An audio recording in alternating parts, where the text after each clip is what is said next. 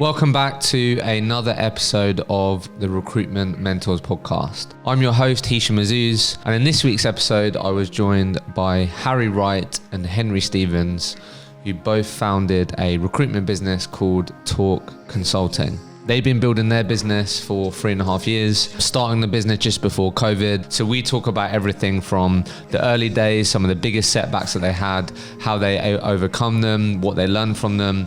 Enjoy the episode. Harry, Henry, welcome to the podcast. Hello. Thanks for having us. As I was saying, we're in the new spot. We're in the podcast studio. Feel real professional. It's very cool. It's very good. Impressed. Thanks for making the trip down. So I guess I always like to start with the £1 million question, which I know you guys have definitely been on a journey to really think about when hiring for your own recruitment business. But just for everyone listening, just to give everyone a bit of context. So both Harry and Henry actually started recruitment on the same day. Yeah. Worked in recruitment for 2 years before starting your own recruitment business, Talk Consulting, which you started 3.5 or so years ago. So your first year in business was 2019. Where you are today is you're around 9 people, and we're going to talk a lot today about that business journey and the entrepreneurial journey that you boys have been on. Cool. Yeah? Go for it. But Henry, let me come to you first with this question. So in your opinion, what characteristics and traits do you really think make up a highly successful recruitment consultant in today's market is the key part? Yeah, so for me, this is something we've thought about highly when we've been recruiting recently, because going back to the old school way of thinking about it, you would always look for like someone in sport or someone who's, highly competitive. Me and Harry have changed our opinion on this now, and for us, we just look for 2 things: how adaptable that person is in certain scenarios, and then secondly, in terms of their willingness to learn. They're the 2 things I think that fundamentally make a solid recruiter. If you can be adaptable in situations where adverse things happen to you and you've got a proven track record of that happening, then you can roll that over into recruitment quite easily. That's transferable. And then the learning part, that ability to be able to implement training, is the most important thing in recruitment, because we can teach you, or you can teach, or anyone can teach anyone to do something. It's whether they can actually implement that into their work. If you can't do that, then you can't do recruitment. Adaptability and willingness to learn. Yeah. Harry, you want to add anything to that? Yeah. I don't want to go for the textbook like resilience or anything like that, but you really start to see the personality traits on people when it starts going wrong. So I know. And we try and get an example of that in the interviews, don't we? Like, tell them something you're bad at. And if they give you a really thought out answer, you thought, that's not true. It's when people are honest and they kind of go into what they're really bad at, you think you're pretty self-aware. So you're going to be able to think, if we set them a task, not done that very well, how can I tweak that and get better? And for me, that's a big thing. Because academic, accolades, degrees and stuff like that, it's great, but if you freeze as soon as you pick up the phone or something, it's great, nice one. But yeah. Do you look for, just curious, I've been speaking to a lot of people about this recently, so you, in your example there, yeah, do you look out for people and it's a red flag if they go, this was a really difficult time for me and it was because of this, or it was their fault, or it was that, rather than this is what I could have done, or yeah, definitely. When we ask that question, or when someone kind of says, I've left here because of this, if you get a really honest answer, this is what I probably could have done better, this is what I did, you think, I like you. Yeah.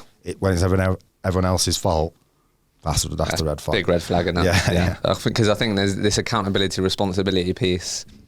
Yeah, I don't know. I think there's a real percentage of people, younger people, that may not necessarily have that in a boatload. You know what I mean? Yeah. And I think that's something in the even now in the market, when say you're a recruitment consultant, you've been in the industry for 1-2 years, and you're trying to move. Some of the posts you see now from recruiters wanting new positions.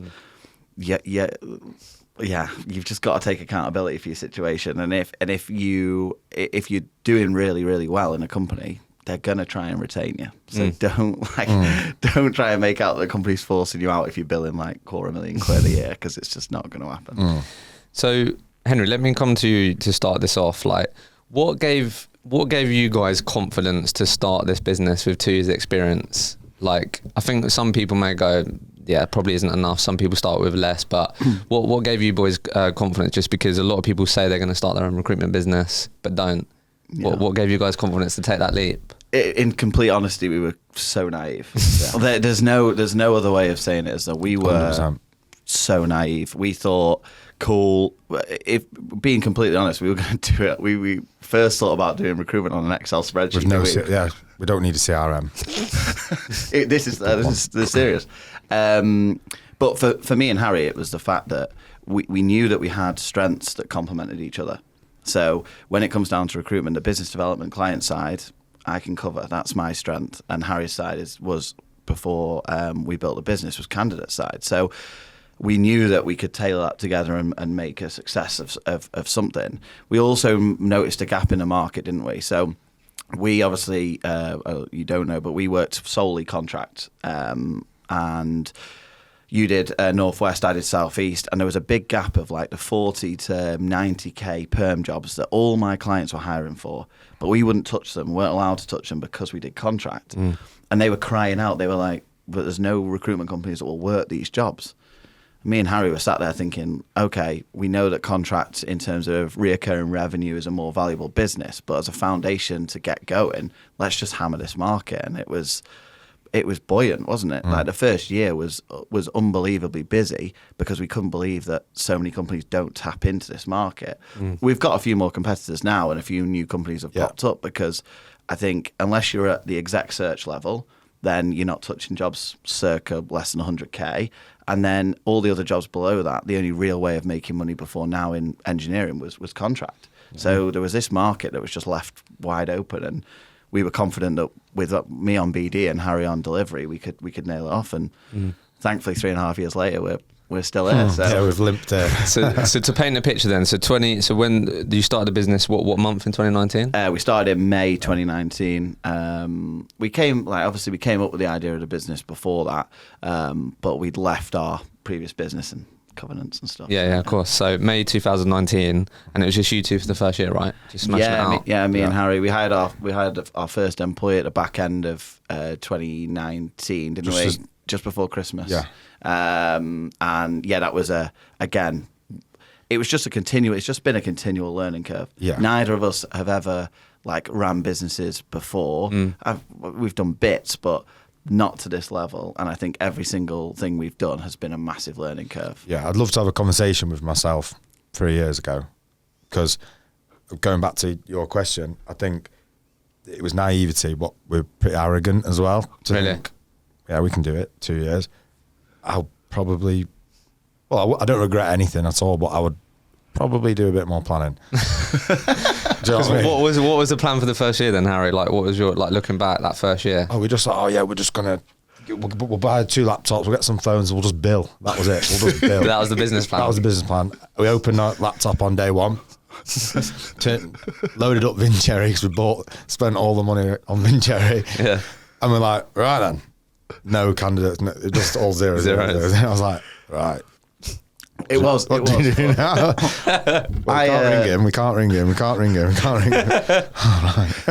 right. This is how, and this is the truth. Like, it is the truth. But the funniest bit was, after 3 days, Harry said, "What have you been doing?" And I said, "Well, I've been building a website, mate. We need a website." So Henry has a thing. Well, he hasn't even been doing his job. He hasn't been bringing the clients. He's got BD. He's got a thing, Henry, where he's great at BD, and he'll smash out BD for a few hours, and then he'll find a job that's got nothing to do with recruitment, like putting a shelf up, like cleaning the fridge. Like, everyone at Talk will vouch for me. Yeah, they will. And he was doing that. Day one, started building a website. Said, no one knows who we are. They're not going to go on the website. Let's get some money. We have no money. Yeah. So we, in terms of how we and that was the other thing, we'd self-funded the business. So the business has no backers, has no investment. It was mine and Harry's money. So yeah. How much runway did you give yourselves? 4 months. 4 months. Yeah, I think we gave ourselves 4 months, which again was one of those things. I think if you'd gone back now in hindsight, 25 grand on it. Yeah, we would have said to ourselves, okay, well, let's save up a bit longer and do 6. There's what we do now. We run our business on a lot longer longevity in terms of if everything hits the fan, and that saved us which we'll go on to, which saved us in 2020. Yeah. And so like, why is that the advice? Is that because you'd put less pressure on yourself at the beginning? Is it just? And I also think you can say no more. We had to say yes at the start because it was, you were in client negotiations, and when you're working for a big corporate, it's brilliant because you can it doesn't matter if they don't want to work with you. Realistically, if you're setting your percentage at 20-25%, and then we were in a situation where it was like, well, are we cutting our nose off to spite our face here? If we don't agree, lower rates because we need to get cash in the bank. Yeah, we've had to do a bit of a clear out recently, haven't we? Ringing clients saying we can't work at this percentage anymore. Do you want to go on our regular rates or not? Some have said, yeah, that's fine. Some haven't, but that's the problem, because without planning, you think, right, that's a £5,000 fee. £5,000, that's another month. I'll do it. I'll take 12%. And then you think, right, well, I've built up a bit of a bank account now. Don't want to. When he rings up, I need a project manager. And you sat there thinking, I should be getting about 15k for this job. Getting about 3. Oh wow. No, yeah, but not that bad, but no, I know what you mean. Yeah. No, I appreciate the honesty. So, I guess let me just ask you this then, Harry, and then I want to definitely find out the biggest challenges. I think sometimes people can overplan. Obviously, you probably underplanned, you're being honest. But like, what would you say in hindsight with what you've learned over the last 2-3 years or whatever? What would you say for people that are really considering taking that leap? What would you say would be the non-negotiables to at least think about, have a bit of a plan around? Yeah. Rather than, I think some people can overplan and just overthink stuff. So like, what would you say are like the absolutely crucial things that maybe people should plan that would give them a better chance of that first year just being less chaotic? Yeah. So I would always be an inch wide and a mile deep. So pick a niche, 2 or 3 job titles on one area and stick to it. Don't think like, oh, well, let's say you're doing the Northwest or London. I've got a job in Cambridge. I'll take it. Just stick to what you're doing, and you'll thank yourself kind of 6-8 months down the line, because you'll be able to get one candidate and send it out to 4 or 5 places. So definitely do that. I'm massive on market mapping. So you can have all the CRMs and whatever you want, but Excel spreadsheet, like postcodes, company names, what they do, and you can literally it's just making patterns. If you spend 2 weeks just banging candidates and getting manager names, leads, and getting them on your market map, that is your gold dust. That's live data. Data is that's something we neglected big at the start, didn't we? But now we're kind of going back and teaching rookies to build their own markets. It's almost like building a business within a business, isn't it? So data, do not neglect the data. I would do it with somebody, because it's very, very lonely. Like we've had dark days. Yeah. That dropout before Christmas, I don't know how it's mentally affected me. That he did it. What, the first year? First year, he did I think it was about a 16 grand fee, which in our market is big. Decent. Yeah. And I've got a video on my phone. We're all like jumping about. Yeah, get in. She accepts it, signs, drops out, gets like a 25k. That's still never done. Counter offer, doesn't it?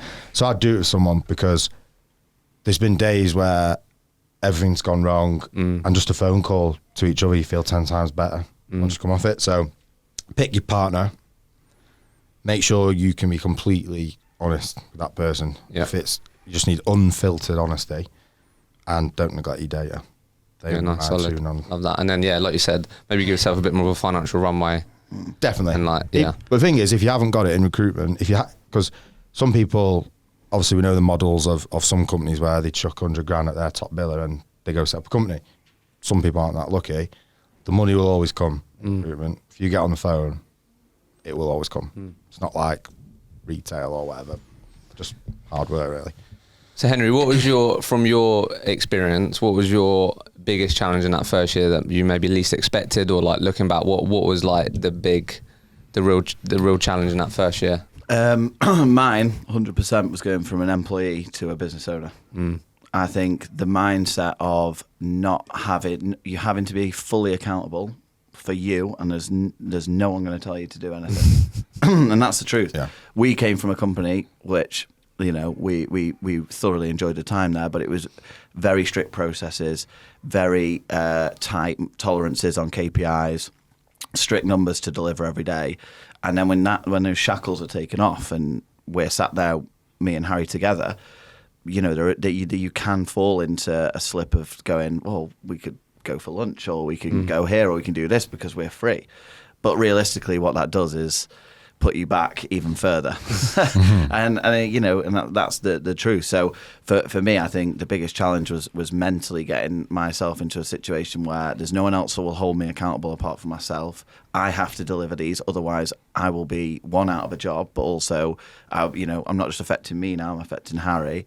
And I also think having that mindset to be able to deal with challenges which are outside of recruitment, that are involved in running a business, which we hadn't done before, and it was setting that time apart outside of work. So I would say, if anything, we work more now than we've ever worked, and that would be like going on to a tip. I think if anyone's setting up a business to think that they're going to have more time, that's just not true. Yeah. You have less time, and I think that was probably my biggest challenge. Just on what you on that, just quickly. I know for me, I can definitely relate to that. And it's just, for me, I feel like it's an ongoing thing. Like, I think the goal is to, like, 80-90% of the time you do the shit that sometimes you don't really feel like you want to. Do you know what I mean? Yeah. Some days you're just going to get up and you're like, I really can't be fucked with this today. Mm-hmm. But it's like, how can you make sure you reduce those days as much as possible? But, like, I think people who are employed even struggle with that, if I'm honest, from my experience, holding themselves accountable, all that. So, like, how have you got better at that? Like, because for me, I found it's about just setting yourself up to have the best chance of just doing the things you know you need to do. Do you know what I mean? If that's starting with the hardest things in the morning, or like just doing the things outside of work that I know is going to help me. So if that's working out, going gym, getting good sleep in, it's just doing the things that's going to set me up to have a better chance of going, right, I'm going to smash this out, even though sometimes you're not motivated, but there's no one else holding self accountable. How have you got better at it? Yeah, so I think my biggest strength now is like planning. Okay. So I was awful at organisation. Yeah, you were. Anyone who anyone who would have met me 2-3 years ago even would have said no way he can run a business, because organisation was everywhere. I now work really hard on ensuring the organisation's in place, but then I've got a plan. So each day I come into work, I know exactly what I'm going to do, which takes me back to like my full billing time. You had to have a day plan before you come in, otherwise you'd fail. The other thing is like you say, it's enjoying the things that you can do. So for me, I work in like 2-hour blocks. Like Harry says, I'll do like work on BD or developing a client for 2 hours, and then I'll do something else. And if that means for 15 minutes, 20 minutes, I'm cleaning the fridge or I'm putting a shelf up, it's just it just resets my brain, and then I go again. And it's about having that like ruthless focus to do the job, and then I've done 4 hours work in 2 hours. So that's helped me massively. Yeah, I love that. Harry, what was your biggest challenge in that first year, and from your experience? Because oftentimes it could be different to probably me dealing with him, really. Yeah. For me, it's the feeling of it, or it's all the pressure of it's all on us. That is, sometimes you sit in bed at night looking up at the ceiling thinking, especially when you first get staff, you think, oh my God, like I need to build this month, because this person's going on holiday, this guy's bought a house. I'm thinking, I need to pull my finger out. But yeah, dealing with the pressure of this is it. I've put my savings into this. It can't go wrong. So that's almost like a fear of failure pushing you forward. And as you get better and better, you get more confident in your ability, and that goes away. Obviously, you're always in the back of your mind that something could go wrong, which I think is clever. But other than that, that's the big one. Because we had a lot of fun, didn't we? We've had loads of fun. Yeah. Year one, we had a lot of fun because it was just us two. Like we said, the shackles were up. We say that. It was a good place to work where we worked before. Yeah. We did enjoy it. But it was just polar opposite. Like, what it was, middle of the town, we're in Manchester, going out for lunch. We do one deal. It's above 15 degrees. Let's go and sit in a beer garden all day. Which did catch up with us, but we sorted it. But this is why I wanted to come on here with you, and Harry did as well, because I just think like we are as transparent as it is. No, yeah, I love we've it. We've got a successful business now, and but we've done some stupid things. Mate, we're talking about the first year, aren't we? And I think it's such a you're from the environment you've both been in for however long, employed different environments. It's just entirely different. Yeah. But just on that, Harry, I can really relate to that. So I don't know, like I feel like when it's your business. Firstly, let's just be real. When you have your own business, even I feel like in recruitment, sales, or whatever, like your job is literally to just eat shit and deal with rejection, like every single fucking week, basically. Yeah. But when it's your business, sometimes those rejections and those setbacks can make you feel like, what's the fucking point? Are we going to do it? Are we just going to fail? Is it not going to work? So I can definitely relate to that. So like for me personally, when I have those moments or weeks, the thing that I always have to do is basically just take action and just get back to the things that I can control. Yeah. Because I know as soon as I have a good conversation with a new customer or whatever, like that quickly goes away. Yeah. So what do you do to like make sure that, I know you said you got better because you've now got more evidence to go, no, we can get through this because this happened and now we'll get through. But I think some people that can really eat them up and it holds them back. How did you get better at not letting that overcome you? So I like to be honest, I like to pride myself that I'm pretty good at handling when something bad's happened. For an example, we were a victim of some fraud, weren't we? You was a victim of some fraud? Yeah, that was really bad English, but, sorry.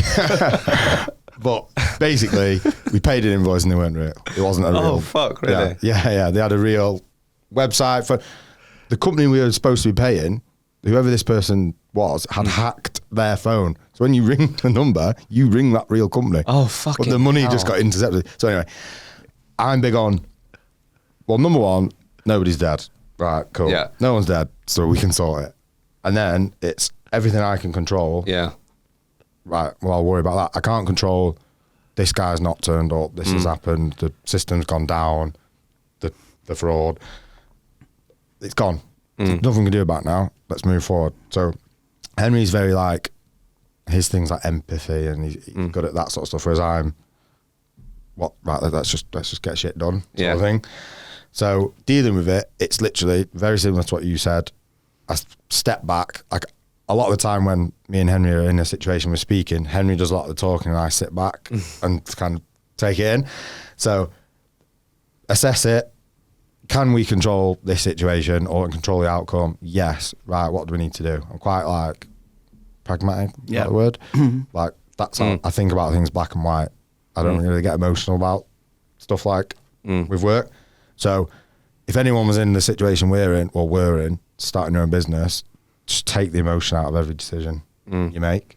Because when it comes to people, yes, you need emotions, they're not robots, but decisions on clients, candidates, that sort of thing, it's black and white. I think the best thing you can do, and I don't know about you guys, but it's a constant journey as well, is like you can sometimes fall into like, you almost feel like your business is you, if you get what I mean. Like it's your identity. Yeah. So like if Talk Consulting have had an absolute mega month, you're absolutely sky high, but then if you have a shit month, you feel shit. Yeah, 100%. And it's trying to get better at disassociating yourself with like, no, when Talk Consulting is doing well, that doesn't mean like, that's me doing really well. I don't know, just getting better at that. Do you know what I mean? It's something we've got a lot better at is like grounded, isn't it? So, and I think, Harry's definitely helped me with this in terms of being, like you say, more pragmatic, probably more less emotional to situations, because at times we've let outside situations affect us, and then all it does in the long run is just waste more time.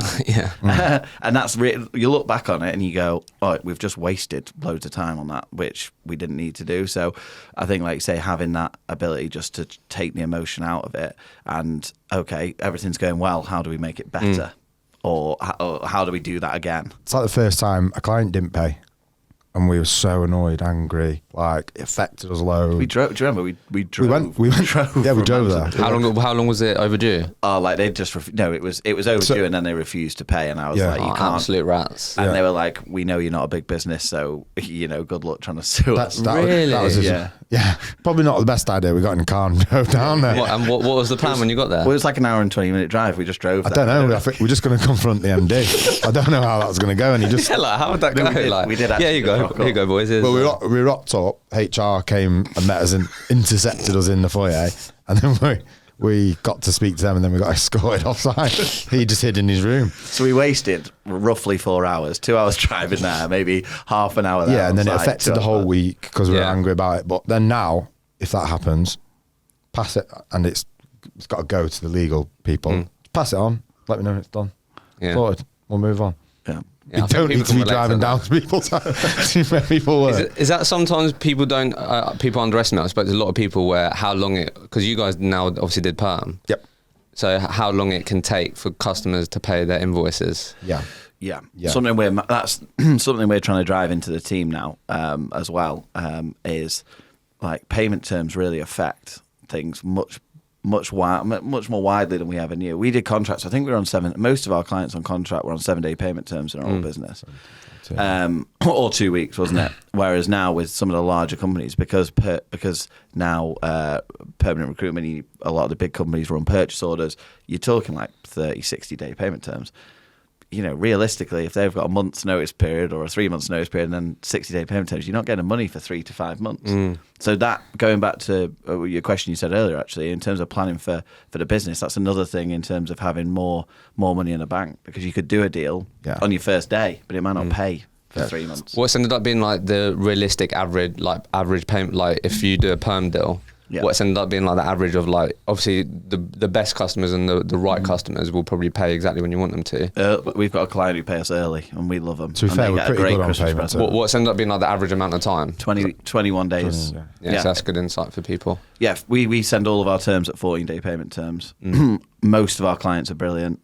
And yeah, our average payment term is 21 days. We obviously, sometimes clients will ring in and go, God, we've missed you off the payment run. Sorry, can we do it next Friday? Yeah, that's fine. But it's just about having that relationship with clients and, you know, understanding that, you know, it's not just the engineering director or the MD you deal with. You need to have a good relationship with finance as well, so that when things are going wrong or they've missed something, you can just ring up and speak to them, and you've spoke to them before. Person on the front desk. Yeah. You've got to have a good relationship. Whoever that is, you've got to know the name, be nice to them, because they'll sort it out for you. So let's talk about this second year then, and then we'll get into the most recent, the year just gone.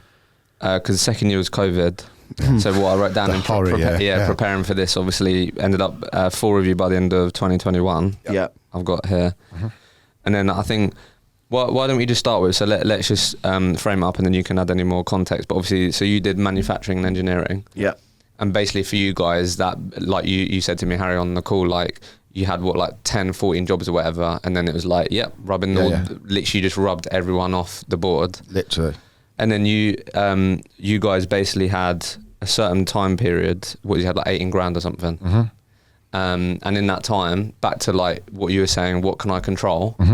You basically ended up focusing on a new market that ended up sort of, being absolutely crucial. Yeah, life science. Talk us a bit about that story, because I think that just showcases like the journey of having your own business and what it takes and what you have to, like, the type of mindset you have to have. Yeah, so I think everyone now that will listen to this and think I'll start a recruitment company, things like COVID can happen. Like 2 years ago, we'd never have thought a pandemic that shuts down the world and you got to stay in your house. Like, do you remember we were in that shared office, weren't we? And everyone was like, "Oh, the country's going to go into lockdown." And I remember stood up. There must have been like 40 people there, and I was just like, "Can everyone stop panicking? It's physically, financially not viable for the country to shut down." The following day, I was sat at home, and Boris was on TV and said that we can't leave the house, and I was like, "Oh God, mad."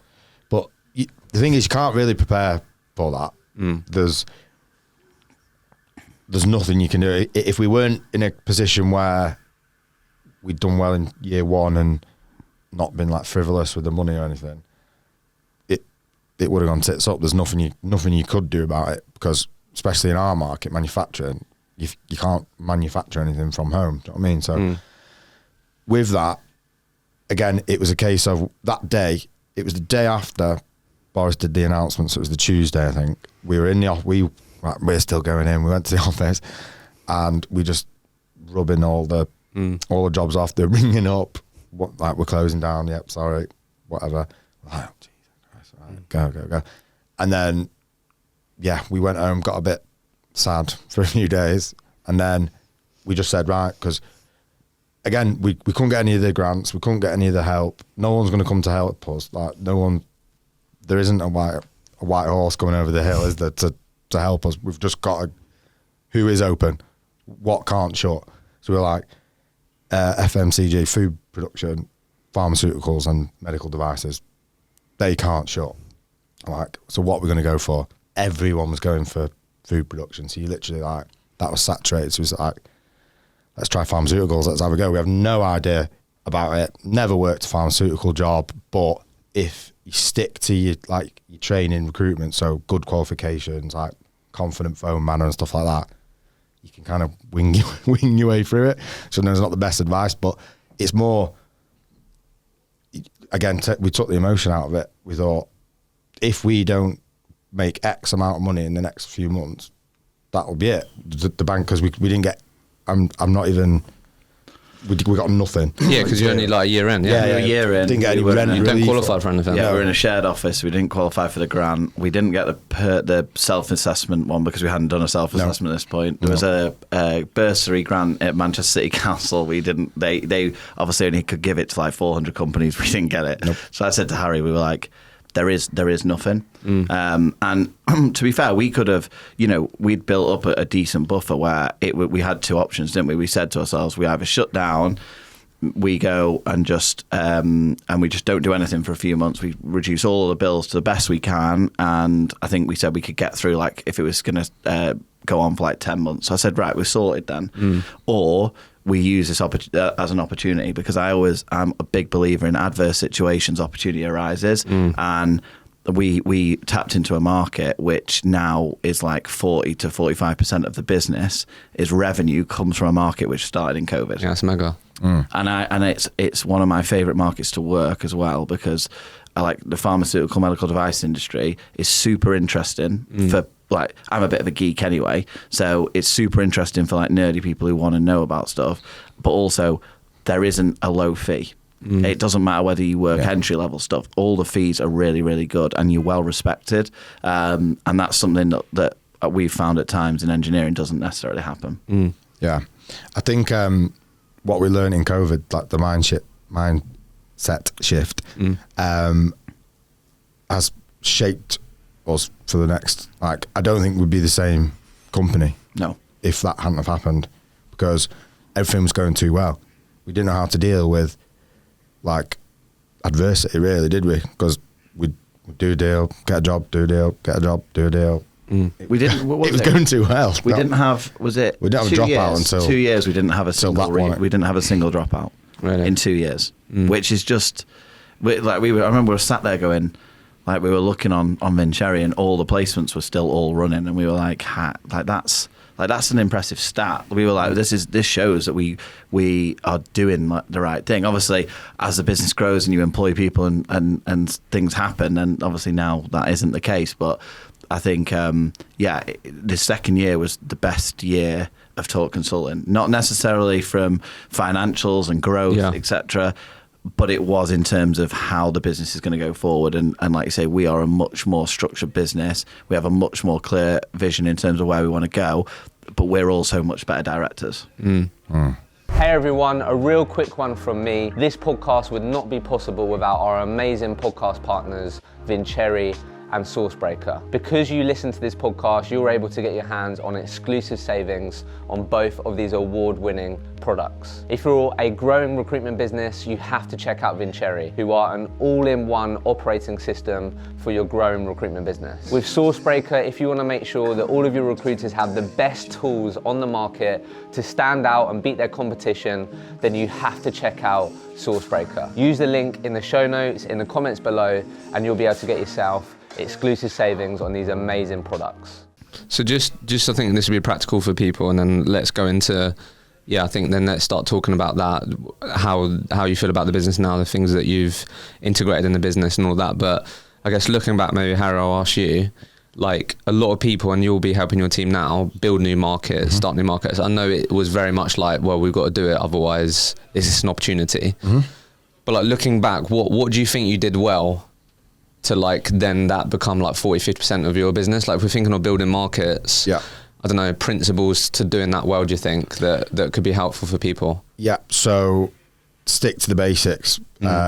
Henry's, as he said on that call to you, he's obsessed with Elon Musk. So we have a big thing of the best part is no part. So you stick to your basics in terms of get a good MMC, marketable candidate, take it to market. Keep it simple. You don't need to be doing. Well, I know recruitment's evolving and changing, but there's people who will spend however long on a LinkedIn post or I don't know, a video on what's that software called? The video interview or one of them. Doing all that. If you're building a market, that's like the sexy stuff that comes later. Stick to the basics, the foundations, good qualifications. Make sure you're asking that extra question. Questions that you might not really like the answer to. Make sure they're asked. Retain all the information. Take them to market. That's my best advice. I know it's not like too groundbreaking, but that is not actually the reinventing truth. the wheel. Yeah, but that's how we won in the life sciences division. And obviously, we're not saying we own the life sciences division market, but we got into like one of the most prestigious companies in the UK through Harry filling a position that they had open for 9 months. Harry filled it in 2 weeks, and we told you about this on the call.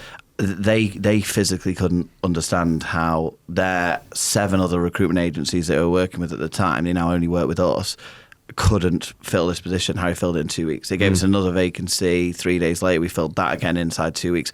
Their process now in-house is that every vacancy has to be filled inside 4 weeks. Before that, they gave themselves 6 months to fill a vacancy. Wow. So we came in, we set a process with them. We've now identified all of the the recruitment process and how we do it and how we can integrate into their business.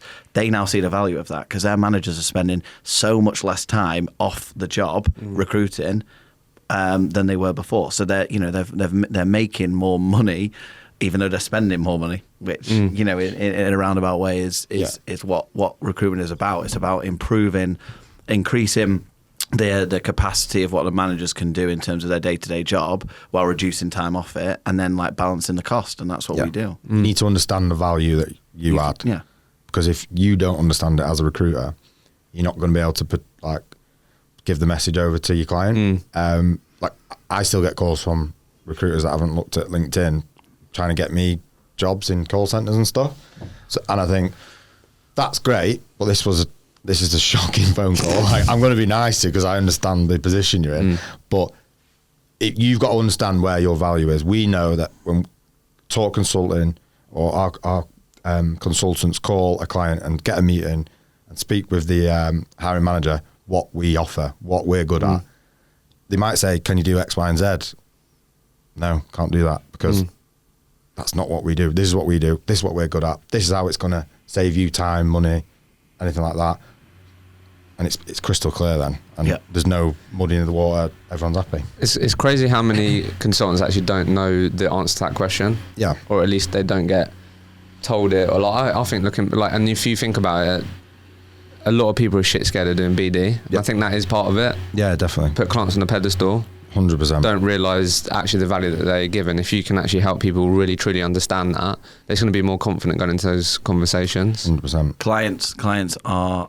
BD is the best part of recruitment, and I don't care whether you're a delivery consultant or you do candidates only.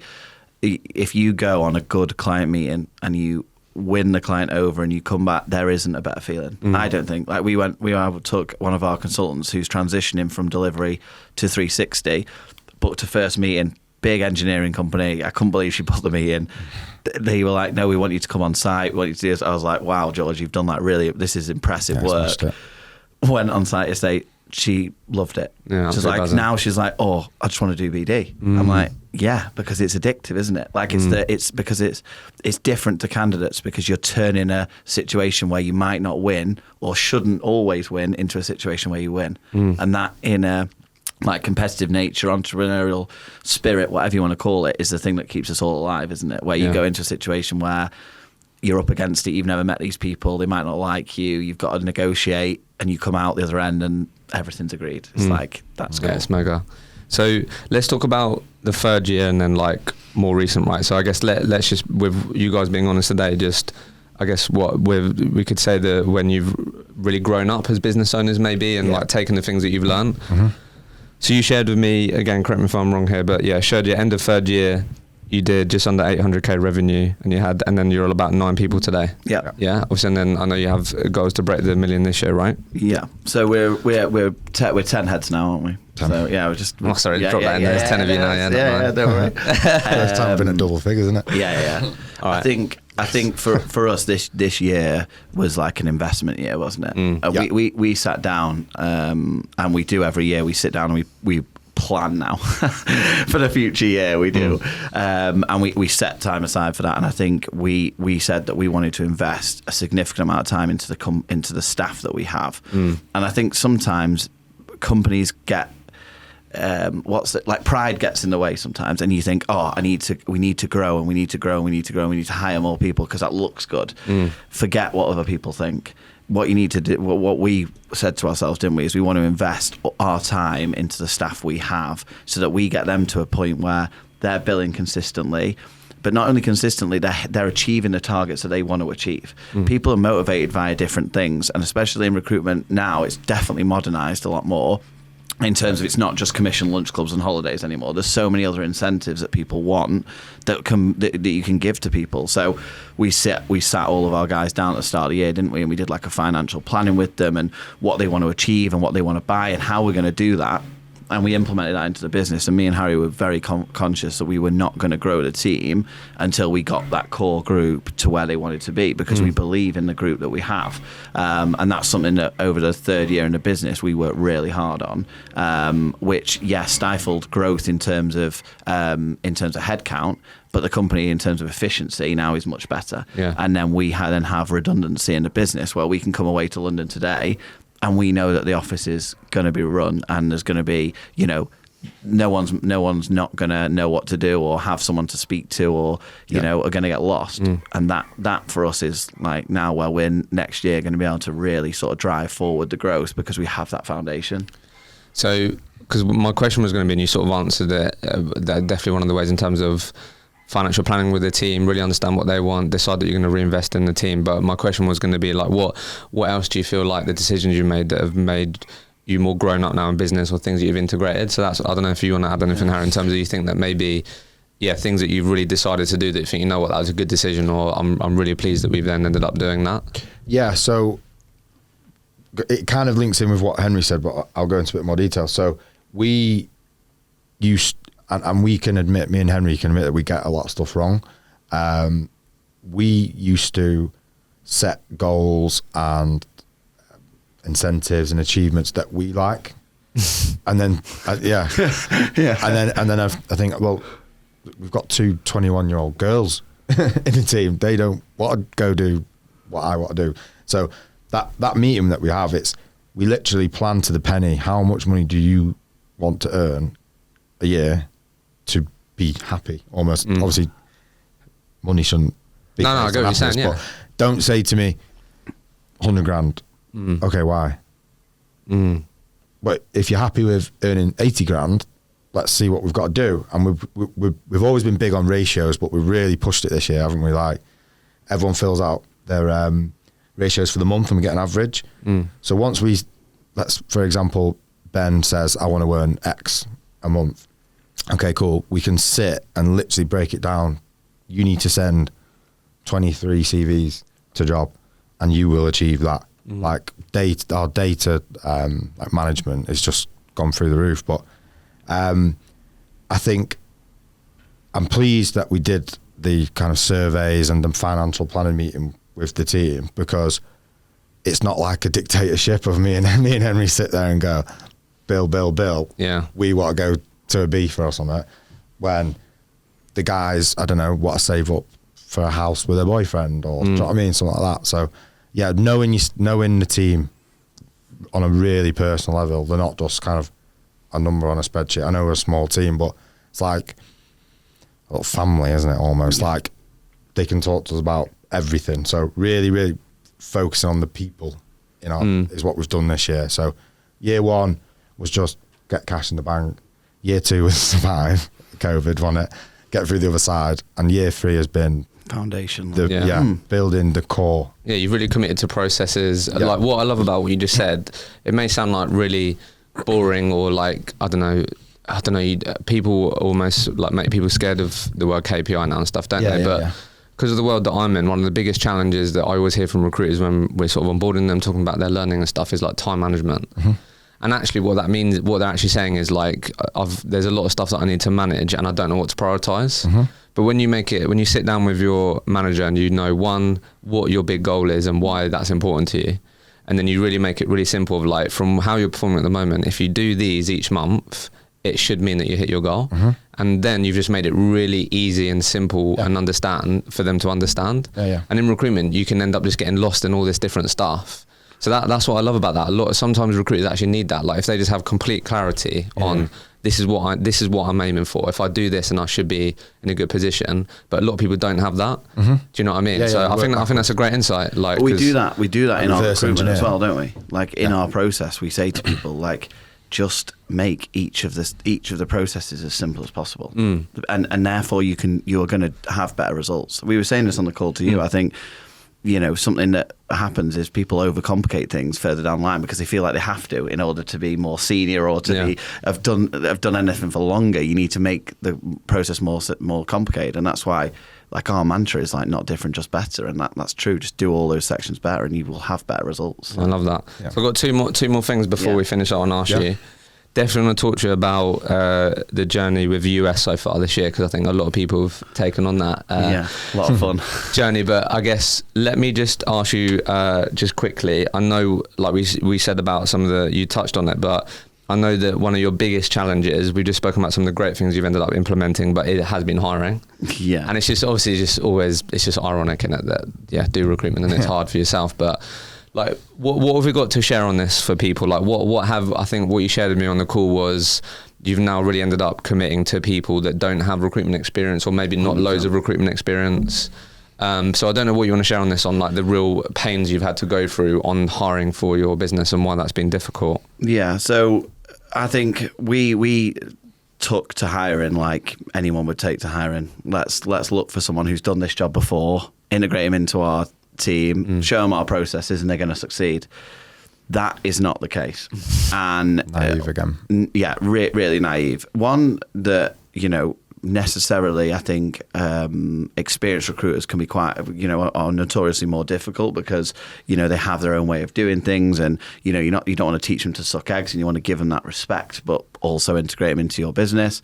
So we made a conscious decision maybe 14 months ago-ish. We are only going to hire people now who, unless we personally know them, who have got no experience. And we look only as well on now for people with like that attitude and willingness to learn in an interview, and that like the personality traits of ability to adapt, don't we? The same thing that I said to you at the start. Because you cannot, unfortunately, if they're a grad or have never done recruitment before, what can you ask them in an interview which is going to tell you that they can do recruitment? There is nothing. So you're hiring 100% based on, do I believe this person can do the job? Do I want to invest money in them? That's all you can hire on. So we've made our recruitment process dead simple. Our interviews the actual interview probably lasts 20 minutes. We then get them to sit with the team for a bit and see what the team think of them, because that's massive, like the cultural impact of people.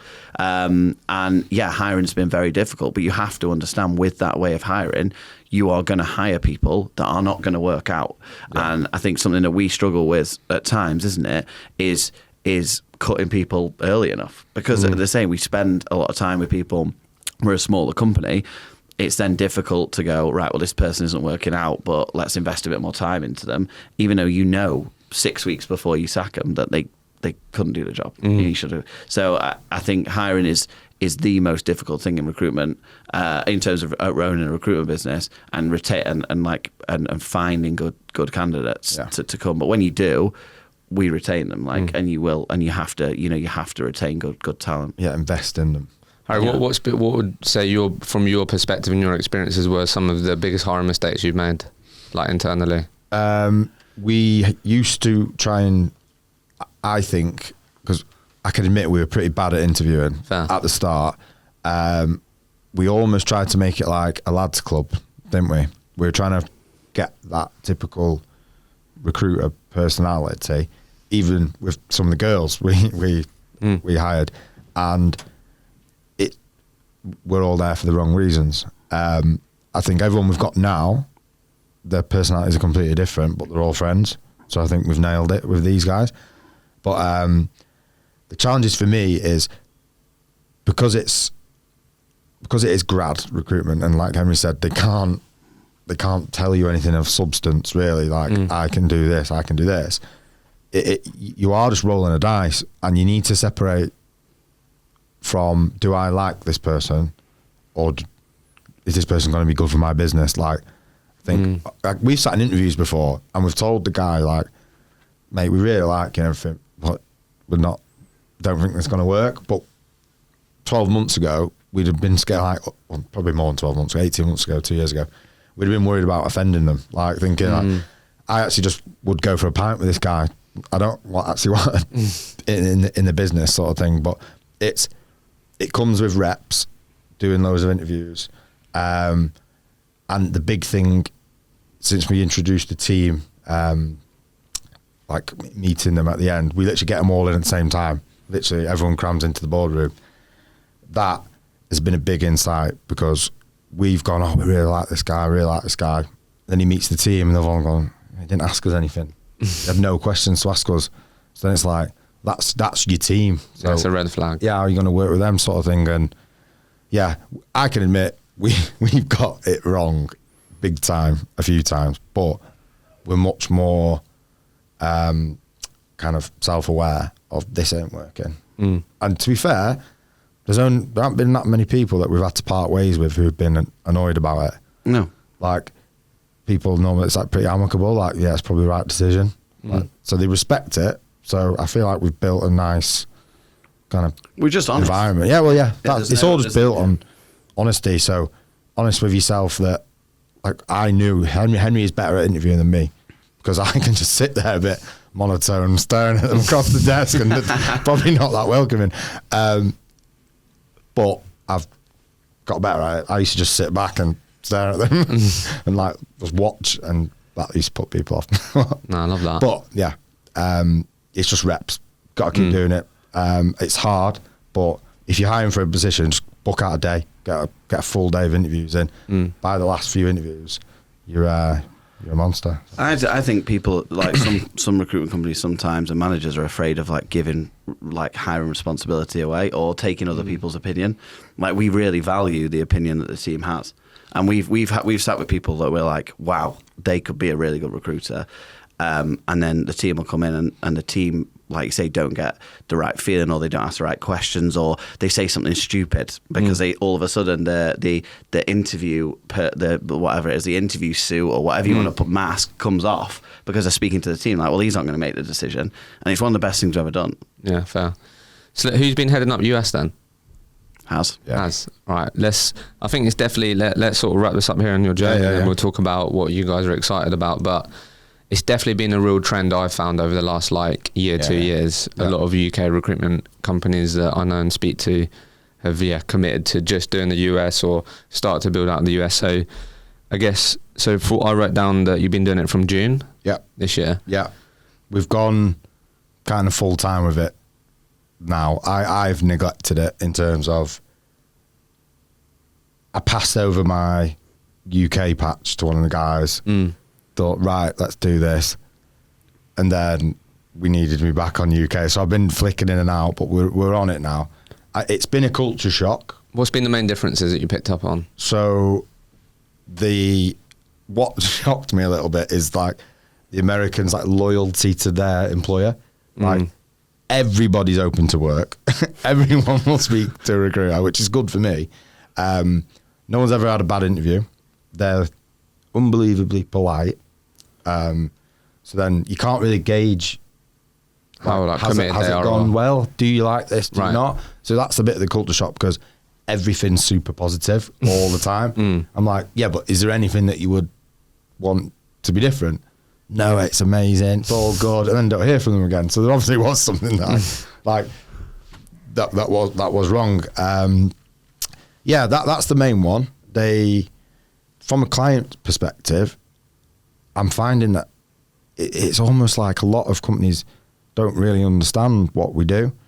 So it's like, what? So I'm paying you to post a job advert and you're going to just forward me the people? It's like, no. I've got a network of people that I can find and reduce the time and all this. And once you explain it to them, they love it.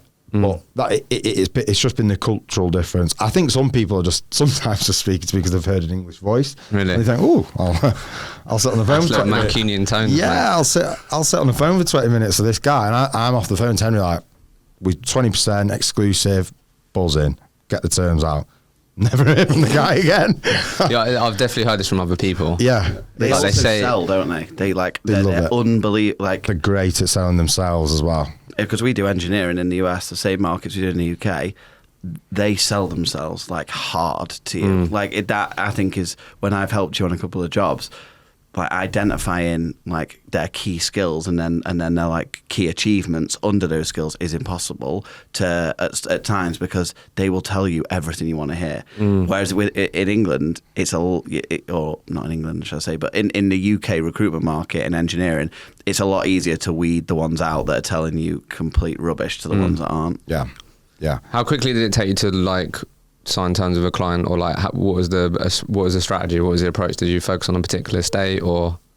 So we focused on Texas, like so Austin, San Antonio, and Houston are kind of in like almost like a triangle. It's like 300-mile triangle or something. So we tried there first. Got a few bites in terms of terms out the door. That's another thing that I noticed. They'll agree terms with you all day, whereas someone in the UK or Europe or Asia wouldn't. If they didn't need it, they wouldn't. These guys will agree terms all day, but there's not a lot, always some like follow up.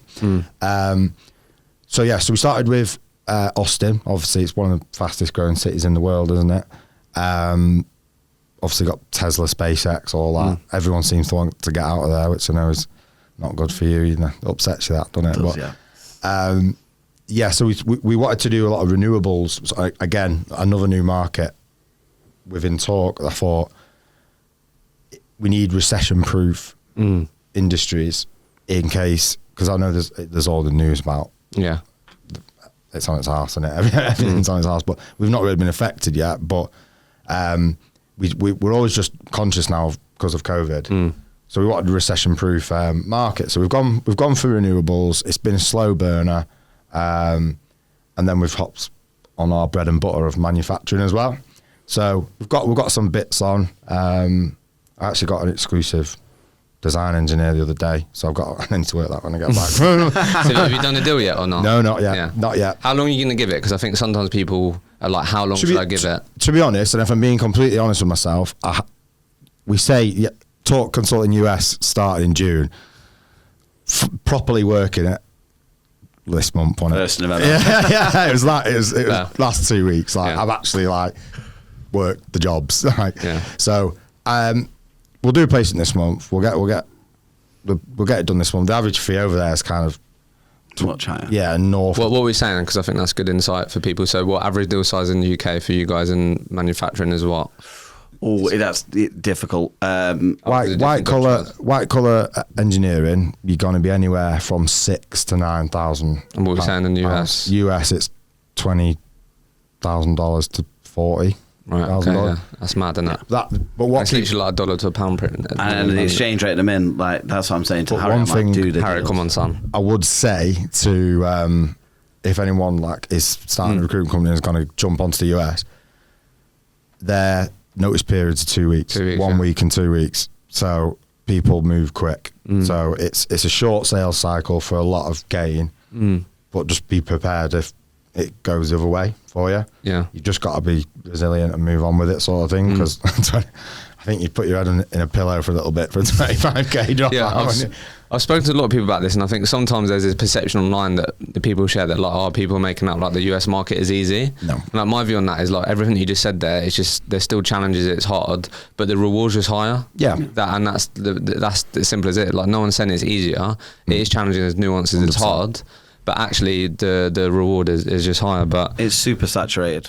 The US market is super saturated. What, the US or UK? The US. You think UK is saturated? The US market it's just recruiters is saturated. Everyone you speak to, you're like, oh, I'm speaking to X, Y, Z. And I think, they're in London, they're in Manchester. Oh, I've heard the opposite. Oh no, yeah. Maybe, I don't know. It might be Just because of how big the US is. Yeah, but compared to when you look at the map of the US, you got obviously your East Coast with New York and things like that. And that's a lot of construction. Yeah. Heavy there. Florida's a lot of construction. Then there's Texas.